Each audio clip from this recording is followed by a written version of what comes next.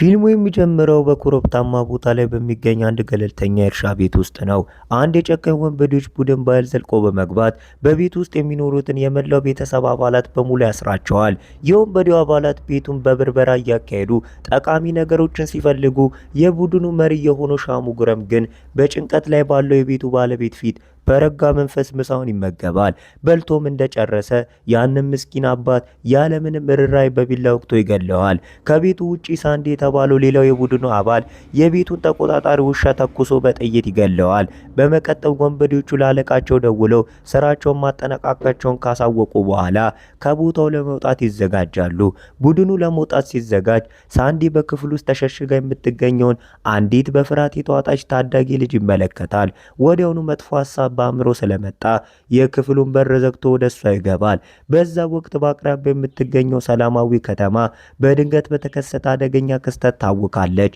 አንድ የዱር ጅብ በድንገት በመከሰት በአካባቢው ነዋሪዎች ላይ ጥቃት መሰንዘር ይጀምራል። ከአቅራቢያው ያሉ መንደሮች የተሰበሰቡ ሰዎች ጅቡን ለመቆጣጠር ቢሞክሩም አንዳንድ ጥረታቸው እንስሳውን ይበልጥ ያበሳጨዋል። ጅቡ ወደ እነሱ የሚቀርበውን ሰው ሁሉ እየተሰነዘረ ማጥቃት ይጀምራል። ሁኔታው ከቁጥጥር ውጪ ሲሆን የደን ጥበቃው ሹም አንድሪውስ አደገኛ የዱር እንስሳትን በማደንና በመቆጣጠር የሚታወቀውን ፓርቲ የተባለውን ሰው ያናገራል። ፓርቲም ወዲያውኑ ከልጁ ከሲዱ ጋር በመሆን ቦታው ይደርሳል። የጅቡንም ባህሪ በትኩረት መመልከት ይጀምራል። ፓርቲ ይህንን እንስሳ እንደ ደም መጣጭ አዳኝ ከመመልከት ይልቅ ከመንጋው የተለየ ምስኪን እንስሳ እንደሆነ ይረዳል። እንዳለመታደል ሆኖ ፖሊሶች እንስሳውን በኃይል ለመያዝ ሲሞክሩ ሁኔታውን ይበልጥ ያባብሱታል። ጊዜ እየተቆጠረ መሆኑን የተረዳው ፓርቲ አንድሩስን የማደንዘዣ ጠመንጃ ይዞ እንዲመጣ ይነግረዋል። እሱ ደግሞ ልጆቹን ለማስወጣት በፍጥነት ወደ አቅራቢያው ወደሚገኝ ትምህርት ቤት ይሮጣል። ተማሪዎች ወደ ክፍሎቻቸው ገብቶ እንደዘጉ ጅቡ ወደ ትምህርት ቤቱ የጨዋታ ሜዳ ይደርሳል። ፓርቲ በእንስሳውና በትምህርት ቤቱ መካከል በመቆም እንስሳውን ሳያሰቃይ ፍጥነቱን ለመቀነስ ጥቂት ትናንሽ ፈንጂዎችን ይወረውራል። በዛው ቅስፈት አንድሪስ የማደንዘዣ ጠመንጃ ይዞ ይደርሳል። ነገር ግን ጠመንጃው በተሳሳተ ሰዓት ላይ እምቢ ይላል። በፍጥነት ያሰበው ፓርቲ ልጁን ሲዱን ጠርቶ እርዳታ ይጠይቃል። ሲዱ ማደንዘዣ የተገጠመበትን ጦር ይወረውራል። ፓርቲ ደግሞ በቀጥታ ወደ ጅቡ ይሮጣል። ጅቡ የፓርቲን ጀርባ በጥፍሩ ቢቧጥጠውም ፓርቲ ግን ወደ ኋላ አይልም። እንስሳውን ከመሬት ጋር አታግሎ በመታገል ማደንዘዣውን ይወጋዋል። እንስሳውን ወዲያውኑ ይወድቃል።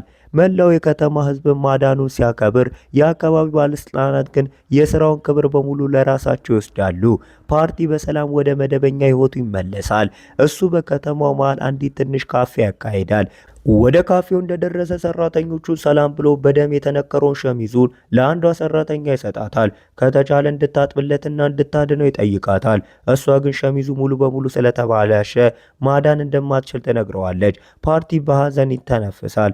ምክንያቱም ሸሚዙ በሚስቱ ሳቲያ የተሰጠው ስጦታ በመሆኑ አሁን ከባለቤቱ ጋር ችግር ውስጥ እንደሚገባ ያውቃል።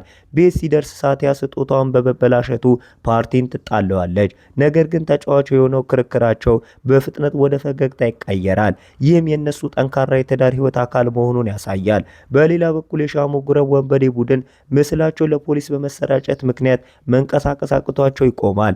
በእጃቸው ያለ ገንዘብ እንኳን እያለቀ ይሄዳል። ቀጣሪዎቻቸው እንኳን ሊረዷቸው ፈቃደኛ ሳይሆኑ ሁኔታው እስኪቀዘቅዝ ድረስ ተሸሽገው እንዲቆዩ ያዛቸዋል። ቀናት እያለፉ ሲሄድ ፓርቲ የጅቡን እምነት ቀስ በቀስ ማግኘት ቤት ውስጥ ያላምደዋል። እንስሳው ሙሉ በሙሉ ሲረጋጋ የቤተሰቡ አባላት ከአዲሱና እንግዳ ከሆነው እንስሳ ጋር እንዲላመዱ አስተዋወቃቸው። ይህ በእንዲህ እንዳለ ሻሙግረም ቡድን ይበልጥ ተስፋ ይቆርጣል። አንድ ምሽት የሚያልፈውን የሞተር ሳይክል ነጂ ካረፈ በኋላ በገለልተኛ መንገድ ላይ የሚጓዝ መኪና ኢላማ ያደርጋሉ። በትልቅ ድንጋይ መኪናውን በመምታት እንዲገለበጥ ያደርጋሉ። ሳንዲ የቆሰለውን አሽከርካሪ የባንክ ካርድ ሚስጥራዊ ቁጥር እንዲናገር ያስገድደዋል። ነገር ግን ሰውየው በጽኑ በመቁሰሉ መመለስ አይችልም።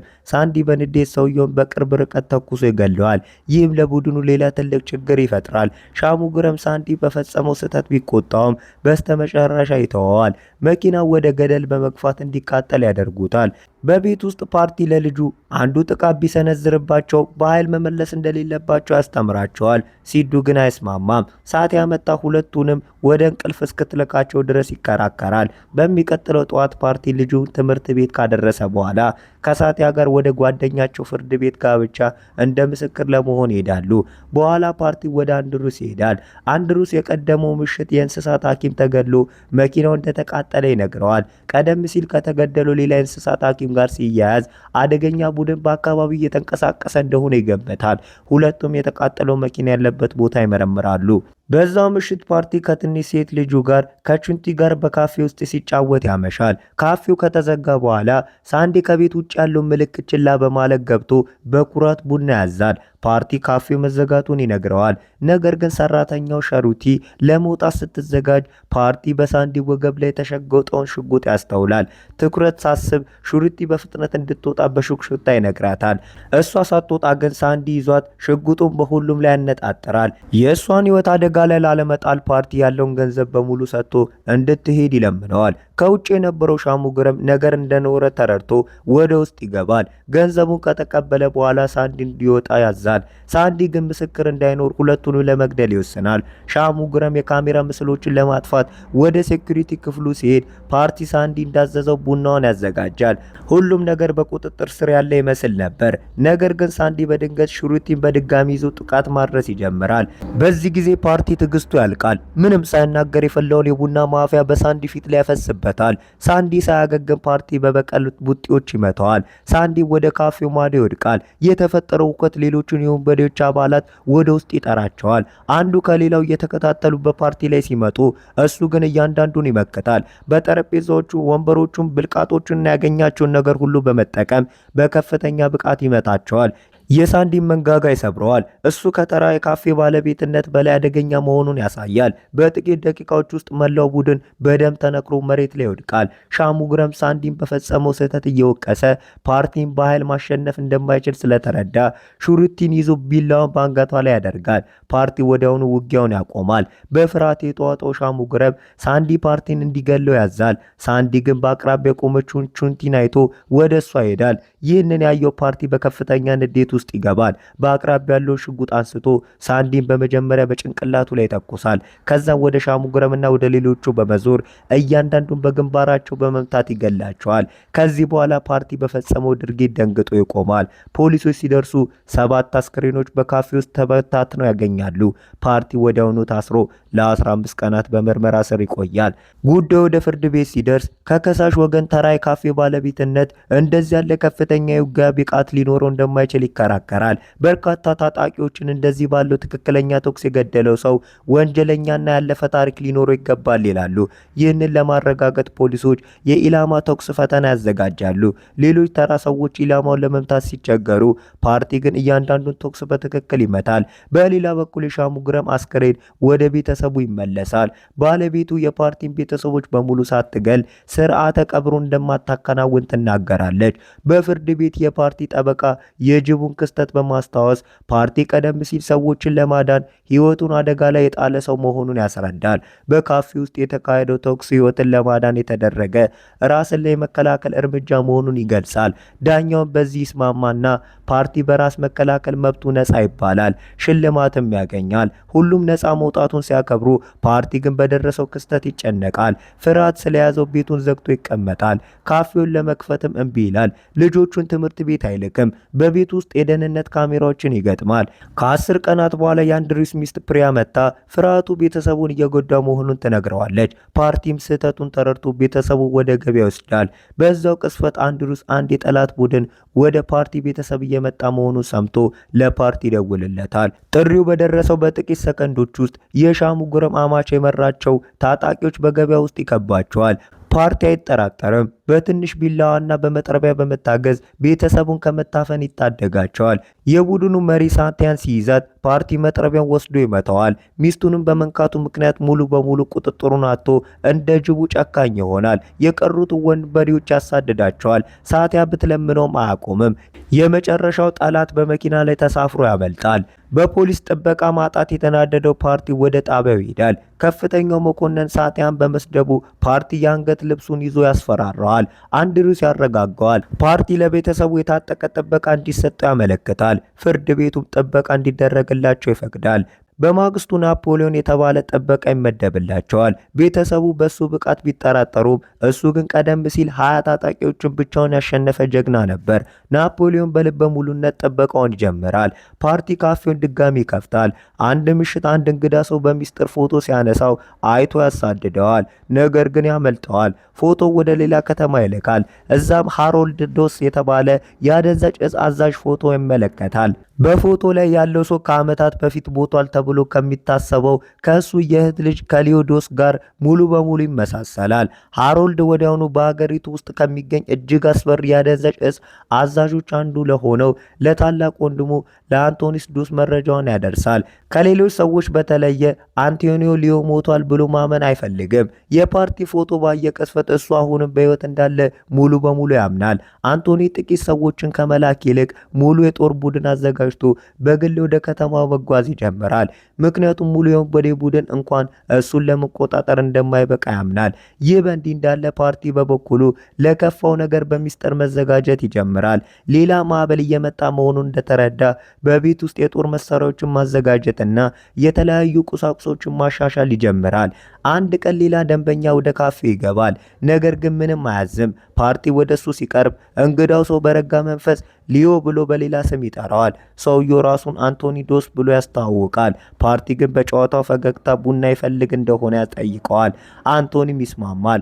ፓርቲ ቡናውን ሲያቀርብለት አንቶኒ ስለ ሊዮ የልጅነት ጊዜና እሱ ብቻ የሚያውቃቸውን ትዝታዎችን ማውራት ይጀምራል። ፓርቲ በትዕግስት ካዳመጠ በኋላ አንቶኒ በሌላ ሰው እንደተሳሳተ በጽናት ይነግረዋል። አንቶኒ ዛቻዎቹ እንኳን በመቀጠል ጠንክሮ ቢሞክርም ፓርቲ ግን ካቋሙ አንዲትም እርምጃ ፈቀቅ አይልም። ከወጣ በኋላ አንቶኒ ለፓርቲ የመጨረሻ መልእክት ይሰጠዋል። ማስመሰሉን አቁም፣ ጊዜው ሳይረፍድ ወደ ቤቱ እንዲመለስ ይነግረዋል። አንቶኒ ከሄደ በኋላ አንድሪውስ ስለሱ ታሪክ ማጣራት ይጀምራል። አንቶኒ ቀደም ሲል ከሀገሪቱ ትላልቅ የትንባሆ ኩባንያዎች አንዱ ባለቤት እንደነበርና ከዓመታት በፊት ሞቷል የሚባል ሊዮዶስ የተባለ ልጅ እንደነበረው ይረዳል። ሆኖም አንቶኒ ፓርቲና ሊዮ አንድ ሰው እንደሆኑ ሙሉ በሙሉ ያምናል። ፓርቲ ግን ለአንድሪውስ ሙሉ በሙሉ የተለየ ታሪክ ይነግረዋል። የልጅነት ጊዜውን በወላጅ አልባ ሕፃናት ማደጎ ውስጥ እንዳሳለፈና በኋላም በሽርሽር ጉዞ ላይ ሳቲያን እንዳገኛት ያስረዳል። ተዋዶ አግብቷት ሳቲያ እዛ ስራ ካገኘች በኋላ በከተማው እንደሰፈሩ ይናገራል። በእሱ አባባል የአንቶኒ ቤተሰቦች በተሳሳተ ሰው ላይ ነው እየተከታተሉ ያሉት። አንቶኒ ግን ተስፋ የመቁረጥ ሀሳብ የለውም። ፓርቲ እውነቱን እየደበቀ እንደሆነ በማመን በፓርቲ ቤተሰብ ላይ የማያቋርጥ ክትትል እንዲያደርጉ ሰዎቹን ያዛል። በሚቀጥለው ቀን ፓርቲ የአንቶኒን ሰላይ ሲከተለው ያስተውላል። ከመሸሽ ይልቅ በቀጥታ ወደሱ ሄዶ በግልጽ ያስፈራረዋል። በፍርሃትም የተዋጠው ሰላይም በፍጥነት ይሸሻል። ይህ በእንዲህ እንዳለ ሳቲያ መድኃኒት ለመግዛት ወደ ፋርማሲ ትሄዳለች። ወደ ቤት ስትመለስ የሻሙግረም ዘመዶች አድብተው ጥቃት ሊሰነዝሩባት ሲሉ አንድ ሰው በድንገት ገብቶ ያደናታል። እሱም አንቶኒ ነው። በደነገጠችው ሳቲያ ፊት በቆመው አንቶኒ የጥቃት አድራሾቹን ጉሮሮ በረጋ መንፈስ ይመታዋል። ቹንቲ በእውነት የሱ የልጅ ልጅ እንደሆነች ይነግራታል። ከመሄዱ በፊት አንቶኒ ለሳቲያ ያገባችው ሰው ጭራሽ ፓርቲ እንዳልሆነ ያስጠነቅቃታል። እሱ የሱ ብቸኛ ልጅ ጨካኝ ወንበዴ የሆነው ሊዮዶስ እንደሆነና እሱ ከሚያስመስለው ተራ ሰው ጋር ምንም እንደማይገናኝ ይነግራታል። ሳቲያ ቤት እንደደረሰች በድንጋጤ ወደ ፓርቲ ደውላ ስለ አንቶኒ ትነግረዋለች። እሱም አሁን ከብዙ ወንበዴዎች ጋር ከቤት ውጭ እንዳለ ታሳውቀዋለች። ፓርቲ ወዲያውኑ ወደ ቤት ይጣደፋል።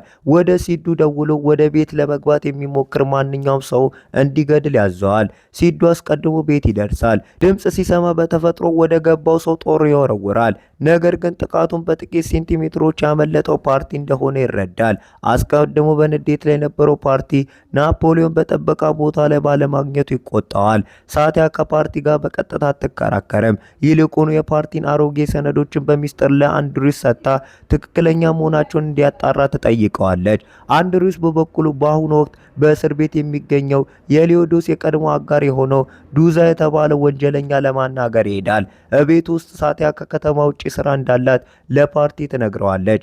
ፓርቲ አንድ ነገር እየደበቀች እንደሆነ ወዲያውኑ ይረዳል። ነገር ግን ሊሞግታት አይመርጥም። ይልቁኑ በቤተሰብ ችግር ምክንያት ዘግይቶ መግባት የጀመረውን ሲዶን ፍለጋ ይወጣል።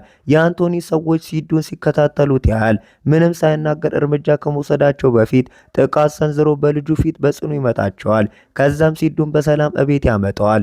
ይህንን ያየው ናፖሊ ከአሁን በኋላ ህይወቱን አልፎ እንኳን ቤተሰቡ እንደሚጠብቅ ለፓርቲ ቃል ይገባል።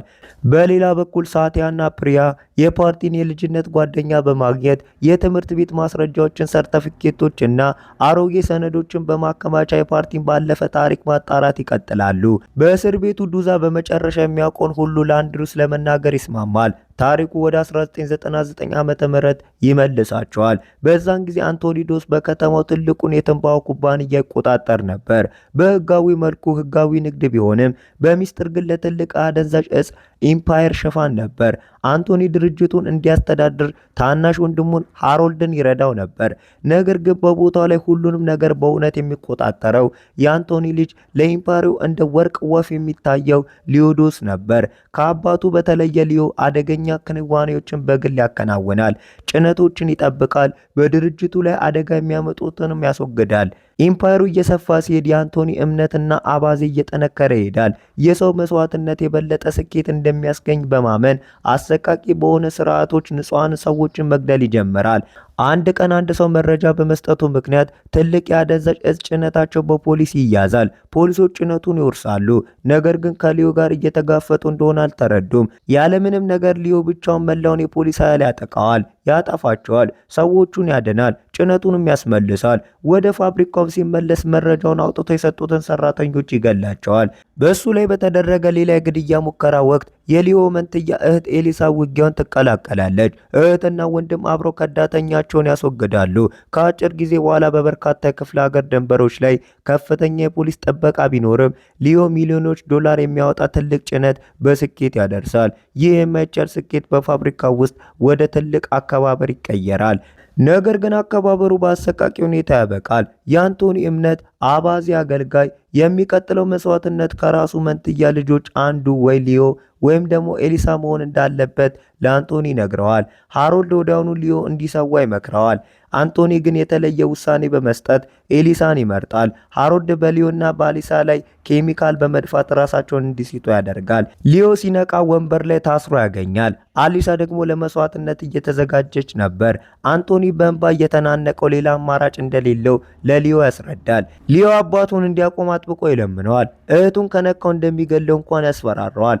አንቶኒ ግን ልመናውን ችላ ይላል። ስርዓቱ ከመጀመሩ በፊት ሊዮ ራሱን አላቆ አባቱን በማጥቃት በጽኑ ያቆስለዋል። አሊሳ ማምለጥ አብረው የአንቶኒን ሰዎች እየመቱ የታመኑ ሰራተኞችን ለማስወጣት ይታገላሉ።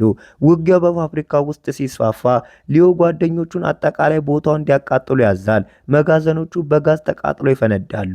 ሊዮ በቀሩት ጠባቂዎች ላይ መንገድ ሲከፍት ሃሮልድ አሊሳን ያገኛታል። ወደሚቃጠለው መጋዘን ከመሮጡ በፊት ደጋግሞ በቢላ ይወጋታል። ሊዮ ከጥቂት ቅስፈቶች በኋላ ይደርሳል። በእጁ ላይ ያለቀሰች አሊሳ ሁሉንም ነገር ትታ ሩቅ ቦታ ሄዳ አዲስ ህይወት እንደምትጀምር ትለምነዋለች። በመጨረሻ በእጁ ላይ ህይወቷ አልፎ ትሞታለች።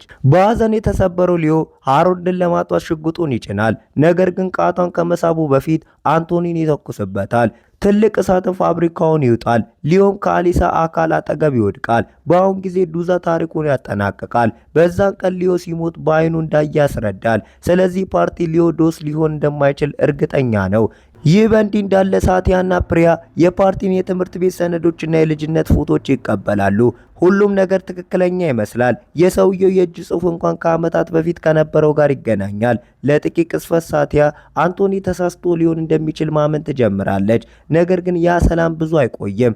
እንደ ምሽት ፓርቲ በአስቸኳይ ወደ ካፌው እንደመጣ ጥሪ ይደርሰዋል። ሲደርስ ሚስጥራዊ ፎቶ ሲያነሳው የነበረው ሰው በካፌው ምልክት ላይ ተሰቅሎ ይሞታል። ፓርቲ አንቶኒ መልእክት እየላከለት እንደሆነ ወዲያውኑ ይረዳል። ሆኖም ለፖሊስ ምንም አይናገርም። እቤት ሲመለስ በሳቲያ እቃዎች ውስጥ የተደበቀ የእጅ ጽሑፍ መመርመሪያ ሪፖርት ያገኛል። ሪፖርቱ በሚስጥር አጣርታ እንደነበር ያረጋግጣል። እንደ ተቀዳ የተሰማው ፓርቲ ይጋፈጣል። የተናደደው ስለጠረጠረችው ሳይሆን በቀጥታ ከመጠየቅ ይልቅ በጀርባ አጣርታ በመገኘቷ ነው።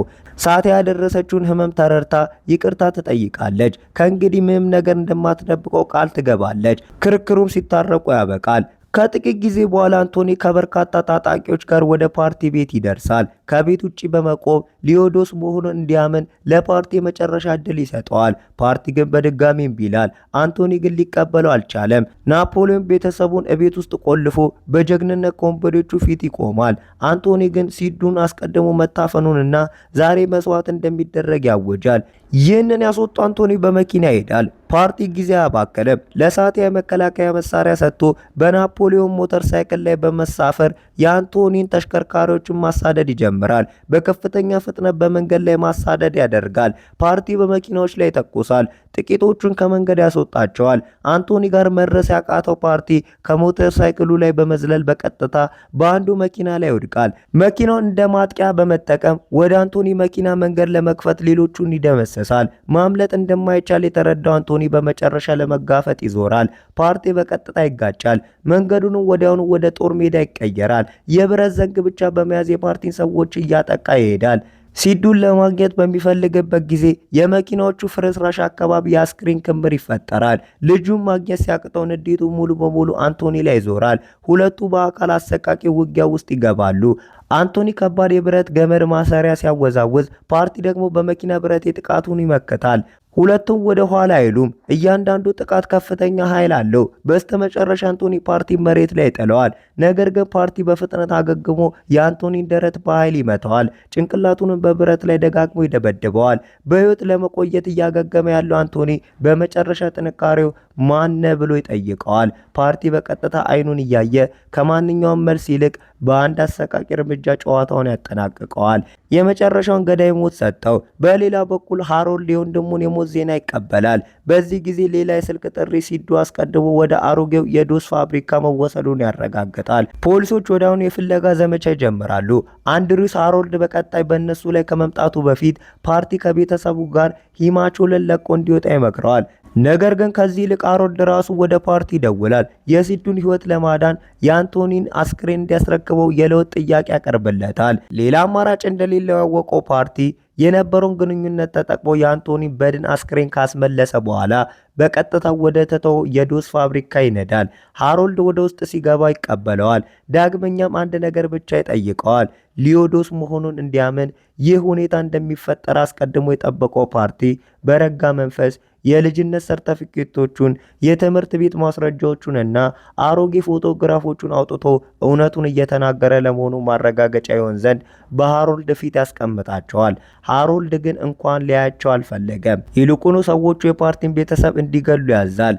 እቤት ውስጥ በደርዘን በሚቆጠሩ ታጣቂ ወንበዶች የፓርቲን ቤት በሚስጥር ይከባሉ። ነገር ግን ማናቸውም ቢሆኑ በጥንቃቄ ወደ ተዘጋጀው ወጥመድ ውስጥ መግባታቸውን አልተረዱም። ከተቀበሩት ፈንጆች የተነሳ ከእግራቸው ስር ፍንዳታዎችን መከሰት ይጀምራሉ። በርካታ እግራቸውን ያጣሉ።